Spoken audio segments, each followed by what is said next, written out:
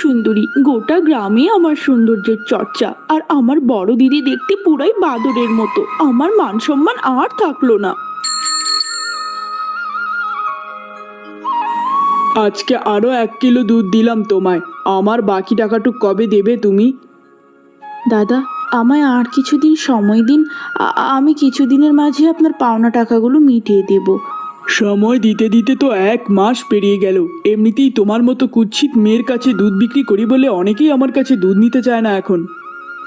আমি অত্যন্ত দুঃখিত দাদা, আমার জন্য আপনাকে অনেক কষ্ট ভোগ করতে হচ্ছে। সামনের সপ্তাহেই দিয়ে দিব।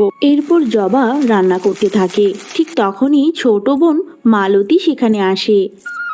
আরে দিদি, তুমি কি রান্না করছো? অনেক সুন্দর সুবাস বেরিয়েছে। আমার যে ভীষণ ক্ষুধা পেয়ে গেছে দিদি। এই তো বোন, আমি ছোট মাছের তরকারি রান্না করছি ঝোল ঝোল করে। তুই একটু অপেক্ষা কর, রান্না হয়ে এলো বলে। কি কি বললে? তুমি আজকেও ছোট মাছের তরকারি রান্না করছো? এই ছোট মাছ ডাল ভাত খেতে খেতে মুখে আর ভালো লাগে না। একটু মাংসও তো খাওয়াতে পারো দিদি। তুই তো সবটাই জানিস বোন, কত কষ্ট করে সংসারটাকে সামলাতে হয়। তার উপর আমি দেখতে ভালো না দেখে কেউ আমায় কাজও দিতে চায় না। আমি তোকে কথা দিচ্ছি, কালকেই তোকে মাংস ভাত খাওয়াবো।